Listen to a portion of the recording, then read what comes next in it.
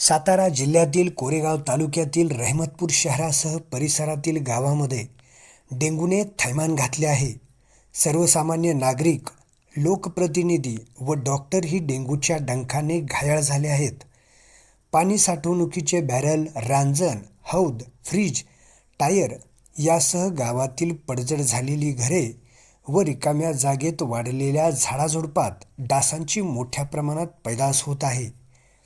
गेल्या महिन्यात शेकडो डेंग्यूग्रस्त रुग्णांनी शासकीय तसेच खाजगी रुग्णालयात उपचार घेतलेले आहेत.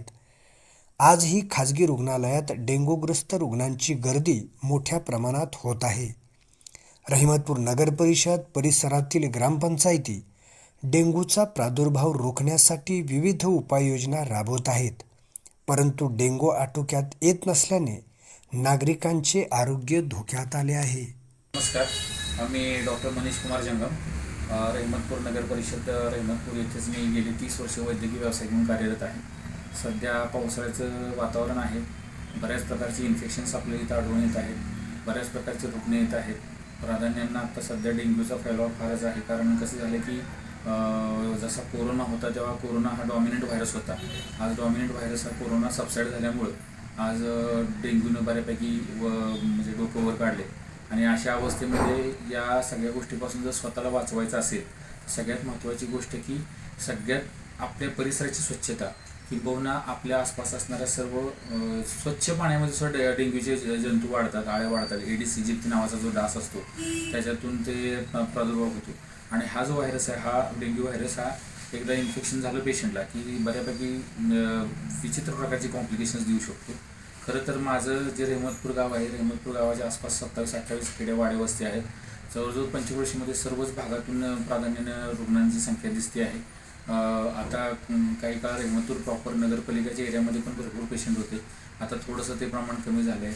साप असू दे, सासुरी असू दे, वेळू असू दे, जयपूर असू दे, पिंपरी असू दे, सर्व भागातून रुग्णांचा ओढा आहे. परंतु कसं आहे की या सगळ्यामध्ये नगरपालिका असू दे, स्वायत्त संस्था असू दे, ग्रामपंचायत सगळ्या बाजूने आपापल्या बाजूने पूर्ण प्रयत्न करत असतात.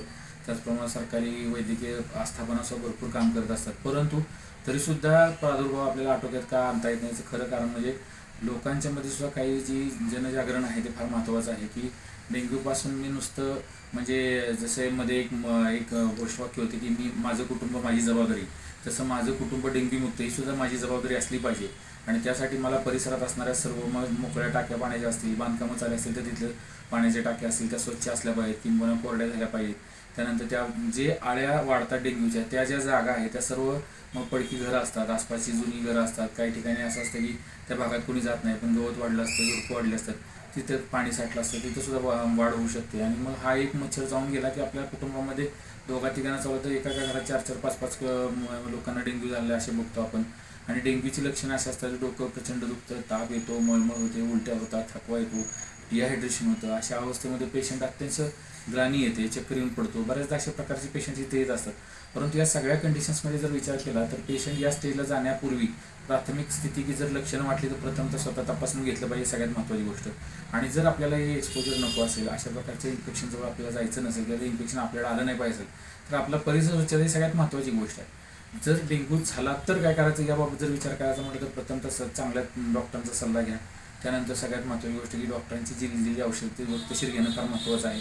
त्याचप्रमाणे स्वतःला रिहायड्रेट ठेवलं पाहिजे, स्वतःला हायड्रेटेड ठेवलं पाहिजे. कारण डेंग्यू असा आजार आहे की ज्याच्यामध्ये ब्लिडिंग टेंडन्सीज होतात. तुमच्या आतड्यामध्ये रक्तस्राव होऊ शकतो, विविध अवयवामध्ये रक्तस्राव होऊ शकतो, तुम्ही अत्यंत सिरियस होऊ शकता, जीव घेणं डेंग्यू होऊ शकतो, डेंग्यूने जीवसुद्धा जाऊ शकतो. लोक त्याला तेवढं कॅज्युअली अप्रोच नाही पाहिजे लोकांचा. थोडं लोकांनी पण या गोष्टी विचारात घेतल्या पाहिजे की बाबा नाही या गोष्टी बघितल्या. आपल्या घरातील लहान लहान बाळ आहेत, माझ्याकडे अक्षरशः 2-2 महिन्याची बाळ असो मी डेंग्यू पॉझिटिव्ह पाहिले आहेत. आणि ती पेशंट मॅनेज करताना टफ कॉल असतो, कारण त्याला वॉमिटिंग होत असते, त्याला लूज मोशन्स असतात, बऱ्याच गोष्टी असतात. मला असं वाटतं की या सगळ्या कंडिशन्समध्ये आपण स्वतः ॲज अ म्हणजे पेशंट म्हणा की एक जागरूक नागरिक, सुजाण नागरिक म्हणून जर आपण बारकाईने या सगळ्या गोष्टी काळजी घेतल्या तर बऱ्याच गोष्टी आपल्या आटोक्यात येत राहतात. पहिला प्रश्न, पेशंट ॲडमिट करण्याची सुद्धा स्थिती येते, पेशंट दगावण्याची शक्यता असते. हे सगळ्या गोष्टी इथपर्यंत जाण्यापेक्षा जर आपण थोडंसं परिसर स्वच्छतेवर मोहीम घेतली, सर्वच लोकांनी ॲक्टिव्हली जर पार्टिसिपेट केलं तर नक्कीच मला असं वाटतं की डेंग्यूसारख्या एका राक्षसाला नक्कीच आपण हद्दपार करू शकतो. आणि एक सुदृढ निरोगी गाव, एक छान मस्तपैकी आनंदी गाव, निरामय गाव आपण निर्माण करू शकतो. धन्यवाद.